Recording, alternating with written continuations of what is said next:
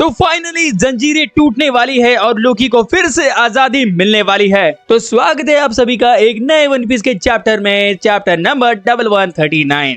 और हाँ, चैनल पर नए हो तो सब्सक्राइब जरूर कर दो। अरे भाई, अगर वो सब्सक्राइब बटन कोई लड़की होती तो अब तक उसे तोड़ दिया होता और ये भेज देना अपने उस मूर्ख प्राणी दोस्त को और कहना वन पीस देखे।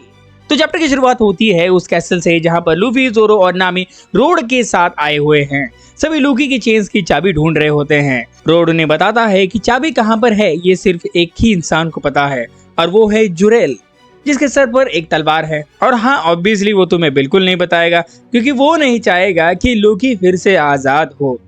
जोरो कहता है कि अभी हमने डिसाइड यहाँ किया है कि लूकी को आजाद करना है या नहीं। तभी उन्हें वहां पर एक सीक्रेट रूम दिखाई देती है जिसे थ्रोन रूम कहा गया है, जहां पर राजगद्दी होती है। वहां पर उन्हें वो मैजिकल सर्कल दिखाई देता है जहां से गंको और शैमरॉक अपीयर हुए थे। रोड उन्हें बताता है कि ये एक रिचुअल है जिससे मदद से डीमंस को समन किया जाता है। लूफी कहता है कि शायद इसे मैंने पहले भी कहीं देखा हुआ है। ऑब्वियसली एक हेड पर जब सैटर्न अपीयर हुआ था तभी थ्रोन के पीछे से मतलब राजगद्दी के पीछे से एक आवाज आती है कि मैं तुमसे कब से मिलना चाहता था लूफी। और वो मतलब ग्याबान अपनी कुल्हाड़ उनकी तरफ फेंकता है। सभी नीचे गिर जाता है और ग्याबान अपना चेहरा सबको दिखाता है।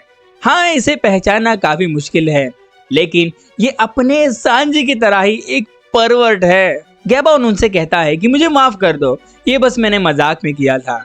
मैंने भी यहाँ अजीब सी हाकी को सेंस किया था, इसलिए यहाँ आया हूँ। वो कहता है कि स्ट्रॉ हैट लूफी, मैंने तुम्हारे बारे में बहुत कुछ सुना है। तुमने अभी अभी काइडो को हराया है ना? बहुत दिन हुए मैं वानो में गया नहीं। ग्याबान का असली नाम यहाँ पर यार सान बताया गया है। रोड उन्हें बताता है कि ये रिप्ले का पति है। ग्याबान कहता है कि क्या तुम मेरी पत्नी और बेटे से मिल चुके हो? इसमें उन्होंने बताया है कि रिप्ले की एज 80 साल है और वो बच्चा 20 साल का है। मतलब रिप्ले उम्र में ग्याबान से बड़ी है। लूफी खुद ये कहता है कि हमारा सांजी भी बूढ़ा होने पर ऐसा दिखेगा। लूफी उसे बताता है कि हम लूकी के चेन्स की चाबी ढूंढ रहे हैं। ग्याबान उसे बताता है कि तुम्हें पता भी है कि लूकी किस खेत की मूली है? अगर कुछ बुरा हो भी गया तो तुम क्या कर लोगे? लूफी हमेशा की तरह रिप्लाई देता है, मैं उसे मारूंगा और फिर से बांध कर रख दूंगा। ग्याबान कहता है कि पिछले सालों में सिर्फ शैंक्स ही उसे पकड़ पाया है, लेकिन उससे पहले उसे कोई हाथ भी नहीं लगा सकता था। ये सब सुनकर लूफी और जोरो वहां से जा रहे होते हैं। भाई, ये बूढ़ा बहुत ही ज्यादा बोलता है, चलो हम ही मिलकर चाबी ढूंढते हैं। तभी इन दोनों को देखकर ग्याबान को अपने पुराने दिन याद आ गए, जैसे वो भी रॉजर के साथ बहस करता था। सीन चेंज होता है एल्बाफ में चल रही पार्टी की तरफ। पार्टी में जायंट भी उसॉप, सांजी, जिनबे और ब्रुक को ग्याबान के बारे में बता रहे होते हैं।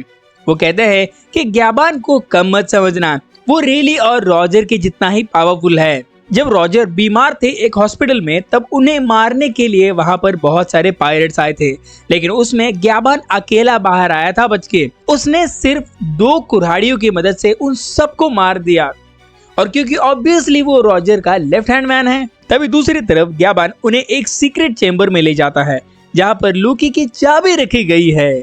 वहां पर हम देख सकते हैं कि वो चाबी एकदम खुल्लम खुल्ला रखी गई है। ग्याबान बताता है कि इसे कोई भूलकर भी नहीं चुराएगा, कोई चोर भी गलती से इसे नहीं चुराएगा। और आखिर में ग्याबान उसे कहता है कि अगर तुम्हें ये चाबी चाहिए तो मुझसे इसे छीन कर दिखाओ। और यहीं पर होता है चैप्टर खत्म। आगे क्या होता है देखने के लिए चैनल को जरूर सब्सक्राइब कर देना। मिलते हैं अगले चैप्टर में।